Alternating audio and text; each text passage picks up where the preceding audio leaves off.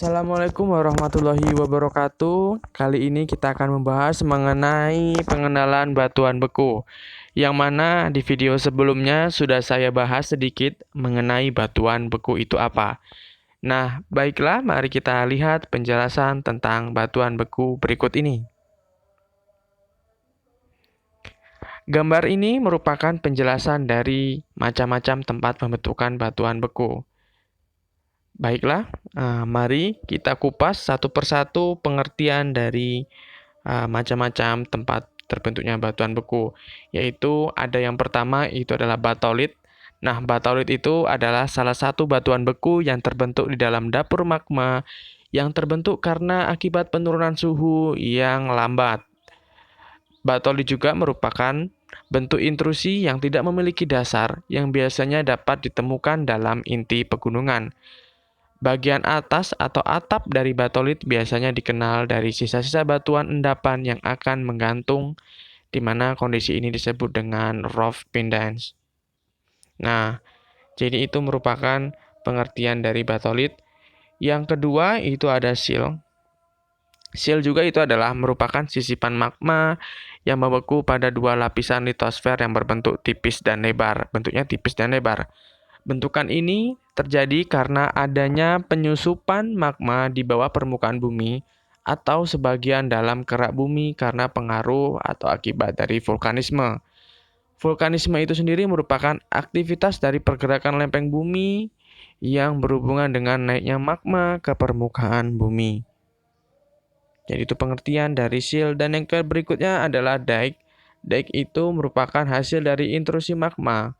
Dike juga merupa batuan beku yang berbentuk pipih atau berupa lempeng yang berbentuk karena penyusupan magma di antara lapisan batuan baik dengan arah tegak ataupun miring.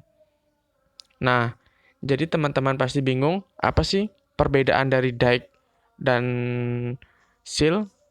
Perbedaan dike dan sill itu adalah jika sill itu merupakan sisipan magma yang membeku pada dua lapisan litosfer berbentuk tipis dan lebar. Nah, sedangkan dike adalah batuan beku yang berbentuk pipih atau berupa lempeng yang berbentuk karena penyusupan magma di antara lapisan batuan baik dengan arah tegak ataupun miring. Jadi dike ini posisinya bisa tegak ataupun miring. Jadi itu perbedaan sill dan dike. Yang berikutnya itu ada lokolit. Lokolit itu adalah magma yang menyusup di antara lapisan-lapisan batuan yang menyebabkan lapisan batuan atasnya menjadi terangkat sehingga seolah-olah menyerupai lensa cembung. Jadi itu pengertian dari lapolit. Dan yang berikutnya itu ada lava.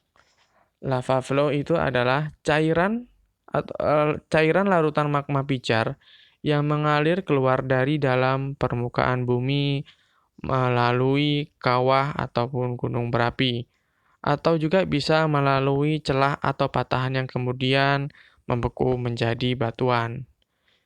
Nah, jadi yang perlu kita ingat, lava itu berbeda dengan magma. Jika magma itu masih berada di dalam permukaan bumi, di dalam ya jika magma, sedangkan lava itu sudah keluar dari dalam bumi, bisa melalui dari celah gunung api yang dialirkan dari pipa kepundan ataupun dari celah atau patahan batuan. Yang berikutnya itu ada volcanic neck. Volcanic neck itu merupakan bagian dari bentang alam gunung berapi yang terbentuk ketika magma mengeras atau membeku di dalam lubang vulkanik pada gunung berapi aktif. Nah, jadi itu penjelasan singkat mengenai asal-usul batuan beku. Untuk menambah penjelasan dari video ini, mari kita simak video berikut ini. Sebelum itu, saya ucapkan terima kasih karena sudah menyaksikan atau melihat video penjelasan dari terbentuknya batuan beku.